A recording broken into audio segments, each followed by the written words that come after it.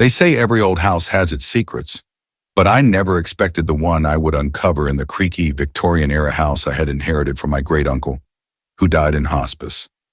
Nestled in a quiet, forgotten corner of the town, the house was dilapidated but held a certain charm that I was eager to make my own.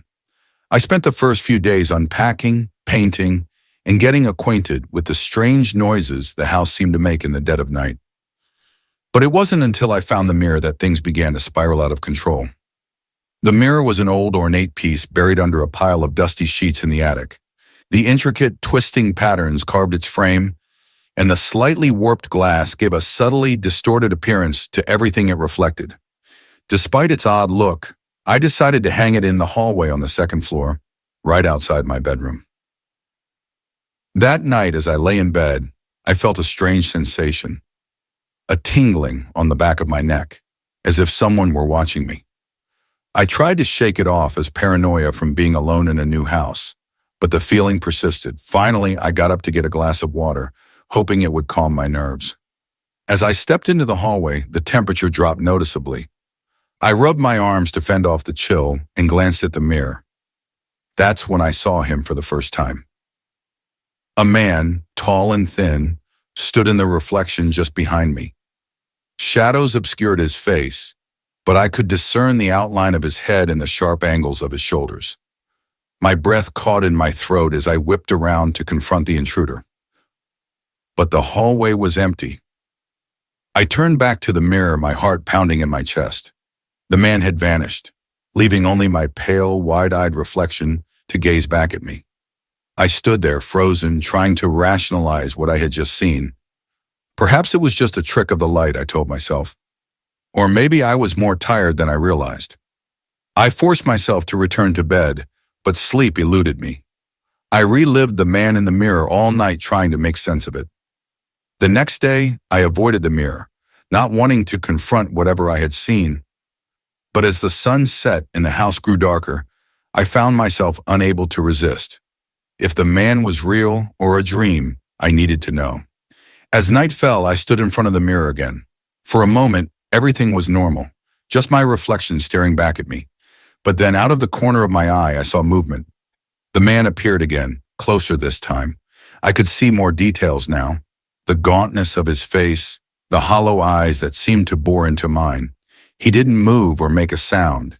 He just stood there, staring at me from within the glass. A cold fear gripped me.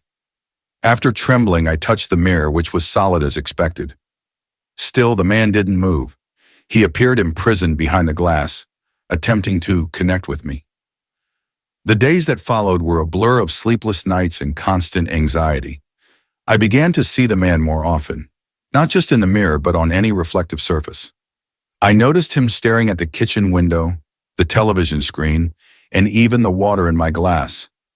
Each time he was a little closer, his eyes a little clearer, and his expression more desperate. I started covering up all the mirrors and reflective surfaces in the house, trying to block him out, but it was no use. I could feel his presence, always there, always watching. The tingling sensation on the back of my neck became a constant presence, and I began to fear my own reflection. I tried to leave the house, but every time I stepped outside, I was overwhelmed by a sense of dread, as if the man in the mirror was calling me back and urging me to stay. It was like the house itself didn't want me to leave. One night, after days of enduring this torment, I decided I couldn't take it anymore. I marched up to the mirror in the hallway, determined to confront him once and for all. "Who are you?" My voice trembled as I demanded. "What do you want from me?" For the first time, the man moved. His lips parted, and though no sound came from the glass, I could somehow hear his voice in my head. A faint whisper that echoed in my mind. "Help me," he said. Before I could react, the mirror's surface rippled like water, and his hand shot out, grabbing my wrist with a cold iron grip. I screamed, trying to pull away, but his strength was overwhelming. The glass around his arm shattered, sending shards flying in all directions as he began to pull me toward the mirror. I fought with everything I had, digging my heels into the floor, but it was no use. The man's eyes locked onto mine, filled with a twisted mixture of desperation and malevolence. He pulled me forward, causing me to slip and sink into the twisted glass. Pain erupted in his body as he pulled through. The sharp edges of the shattered mirror cut deep into his flesh, and a scream tore from his throat. He reached out, trying to grasp onto something, anything, to anchor himself in reality. But there was nothing to hold on to.